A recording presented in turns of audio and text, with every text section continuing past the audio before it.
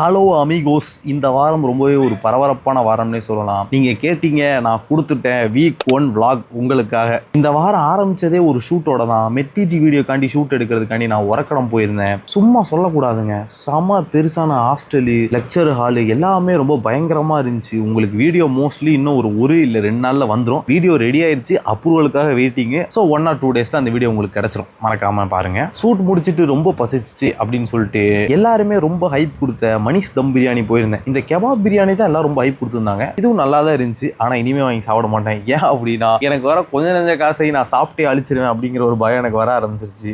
அடுத்த நாள் எனக்கு இந்த வாரம் ஆர்த்தோ போஸ்டிங் கொடுத்துருந்தாங்க. ஆர்த்தோ போஸ்டிங்ல நான் கொஞ்சம் படித்தேன், நிறையவே திட்டு வாங்கினேன். விஆர் லேப்காண்டி நான் ஒரு வீடியோ போட்டிருந்தேன், முன்னாடி நீங்க பார்த்துருந்தீங்கன்னா தெரிஞ்சிருக்கும். அது ஒரு 70 to 75K வியூஸ் கிட்ட போயிருக்குன்னு நினைக்கிறேன். ஆக்சுவலி அந்த வீடியோ வந்து ரீல் காம்படிஷன் காண்டி போட்ட ஒரு வீடியோ. நம்ம ரீல் வந்து ஃபர்ஸ்ட் பிரைஸ் வாங்கிருச்சு. அதையும் நான் போட்டிருந்தேன் ஸ்டோரியில, நீங்க பார்த்து தான் தெரிஞ்சிருக்கும். அதுக்காண்டி நமக்கு ஒரு JPL ஸ்பீக்கரை ஃப்ரீயாக கொடுத்துருந்தாங்க. அது மட்டும் இல்லாமல் அந்த வாரம் நமக்கு வந்து பிரெஸ்ட் ஃபீடிங் வீக், அதாவது பீடியாட்ரிக்ஸ்லேருந்து நமக்கு ஒரு CME வச்சுருந்தாங்க. அந்த CMEல பிரெஸ்ட் ஃபீடிங்கோட யூசஸ் என்ன, அது எதுக்கு பண்ணணும், அது என்னென்ன யூஸ்ஃபுல்லான விஷயம் இருக்குது அப்படிங்கிற மாதிரி எல்லாம் சொல்லியிருந்தாங்க. எந்த ஒரு CME வந்தாலும் எங்கள் பேட்ச் பசங்க எல்லாம் குஷியாயிருவாங்க. அதுக்கு காரணம் அவங்க கொடுக்குற டீயும் சம்சாவும் தான். சாட்டர்டே ஒரு IA, அது முடிஞ்சதுக்கப்புறம் எடிட்டிங் ஒர்க் அப்படின்ட்டு அந்த வாரமே கடந்து போயிடுச்சு. அப்புறம் இந்த எடிட்டிங்கும் கண்டென்ட் கிரியேஷனும் வாழ்நாளில் இருக்கிற மொத்த டைமையும் உறிஞ்சி எடுக்கிற மாதிரி எனக்கு ஒரு ஃபீல் வர ஆரம்பிச்சிருச்சு. ஏன்னா I have to study for my university also. But இருந்தாலும் பார்த்துக்கலாம், நான் வந்து MBBS படிக்கிறேன், அதை நான் வந்து ஒழுங்காக கற்றுக்கணும் அப்படின்னு ஆசைப்பட்றேன். நான் ஒரு டிராவல் கம்பெனிக்கு எடிட் பண்ணி கொடுத்துட்ருக்கேன். அந்த கதையும் இதுக்கப்புறம் நான் எப்படி சமாளிக்க போகிறேன் அப்படிங்கிற கதையும் உங்களுக்கு அடுத்த வீடியோவில் சொல்கிறேன்.